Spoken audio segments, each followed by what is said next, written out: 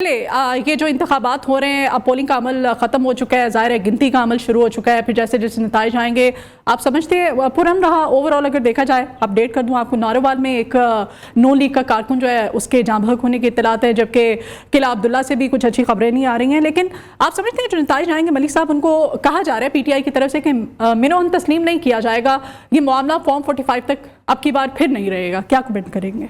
देखिए, PTI तो इंतखाबी नताइज को नहीं मानेगी जी। जिस तरीके से उन्होंने 8 फरवरी 2024 के इंतखाबी नताइज को नहीं माना, इसी तरीके से तहरीक इंसाफ इन नताइज को भी तस्लीम नहीं करेगी। और अगर सियासी तौर पे देखा जाए, सियासी बयानिए के तौर पे देखा जाए, तो उन्हें तस्लीम करना भी नहीं चाहिए जी। इसलिए कि 2024 के वो इंतखाबात को मानते नहीं हैं। 8 फरवरी के जो जनरल इलेक्शन हुए, तो इन इंतखाबात को वो कैसे मानेंगे? हाँ, अलबत्ता जिस धांधली का जिक्र किया जाता है या इंटरफेरेंस का जिक्र किया जाता है या ये कहा जाता है कि पोलिंग स्टेशन के ऊपर जो है वो बैलेट बॉक्स जो है वो उठा लिए जाते हैं, सवाल ये पैदा होता है कि ये गुजरात के अंदर आज उठाए जाते हैं। क्या गुजरात के अंदर पहले जिसके पास ताकत होती है, क्या वो उस अपनी ताकत का इस्तेमाल नहीं करता? सियासतदानों को ये सोचना पड़ेगा कि जिस ताकत का वो इस्तेमाल खुद करते हैं, कभी वो ताकत उनके खिलाफ इस्तेमाल हो जाती है। अब ये भी हो सकता है उनकी शिकायत दुरुस्त हों, जो इस इलेक्शन में हारने वाले हों या पिछले इलेक्शन में हारने वाले हों, उनकी शिकायत भी दुरुस्त हों, उनके ग्रीवेंसेस भी दुरुस्त हों। लेकिन सवाल यही पैदा होता है, अब कल एक साहब मुझे कह रहे थे कि जी 2018 के इलेक्शन को छोड़ दें, हम माजी में कब तक जाते रहेंगे?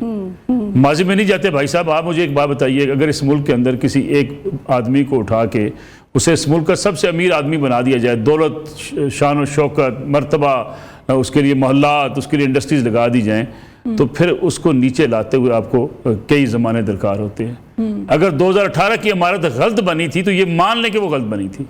अगर उससे पहले कोई इमारत गलत बनी थी तो उसको भी मान लेना चाहिए गलत बनी थी। जब आप एक कंधे पे बैठ के आपको और ये किसी और को उठा के क्यों नहीं इस मुल्क में पॉपुलर बनाने की कोशिश की गई जी? आपको और किसी और को बिठा के ये क्यों नहीं कहने की कोशिश की गई कि भाई अब मस्बत जो है रिपोर्टिंग होगी, अब हुकूमत के खिलाफ कोई जो है वो बयानबाजी, हुकूमत के खिलाफ कोई खबरें नहीं चलेंगी, इस हुकूमत को वक्त देना चाहिए। जब ये सहूलतकारी लेके आप इस जगह पे पहुंच जाते हैं, ठीक है, फिर आप पॉपुलर भी बन जाते हैं। क्या जुल्फ़िकार अली भुट्टो पॉपुलर नहीं बन गए थे? बिल्कुल। लेकिन आप उनके ऊपर हमेशा गिला शिकवा करते हैं। जो अयूब खान लेकर आए थे भाई, उन्होंने उनको इतना पॉपुलर कर दिया था और उनको जनाब जो है उन्होंने एक बैसाखी फराम की थी, उनको सीढ़ी दी थी। आप कहते हैं नवाज शरीफ को ज़िया सब लेकर आए थे, जनरल जिलानी लेकर आए थे, क्या वो पॉपुलर नहीं हो गए थे? फिर उसको भी मान लें कि वो पॉपुलर हो गए थे। तो इमरान खान साहब को भी वही लेकर आए थे ना जरूर, सही। तो इमरान खान साहब पॉपुलर हो गए।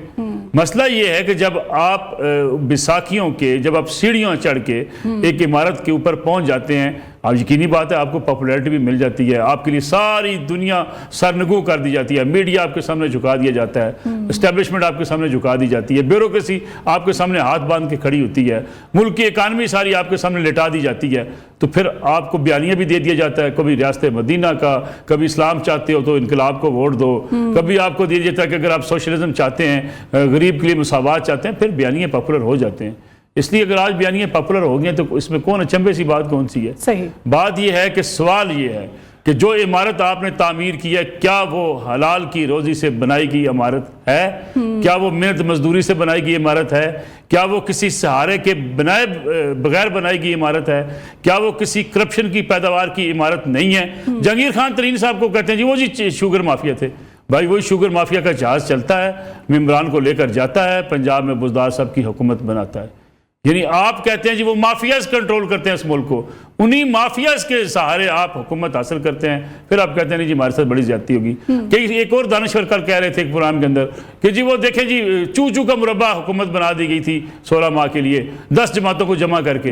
ये 2018 की हुकूमत जो है ये इमरान खान साहब ने अकेले बना ली थी। यही एमकिम साथ थी, यही बाप पार्टी साथ थी, ये इलेक्टेबल साथ थे, ये जनूबी पंजाब महाज साथ था। तब उस गाड़ी में उनको सवार कर दिया गया था, अब दूसरी गाड़ी में सवार फिर बदलेगी नहीं। आप कह रहे हैं कि रिवायत है जो कि चलती हुई आ रही है, ये जब तक सियासतदान जमहूरी नहीं होंगे, जब तक सियासतदान अपनी जमातों के अंदर जमहूरियत नहीं लेकर आएंगे, जब तक ये अपनी आमराना सोच खत्म नहीं करेंगे, किसी कारकुन की जरूरत नहीं है अपनी लीडरशिप के सामने बात कर सके।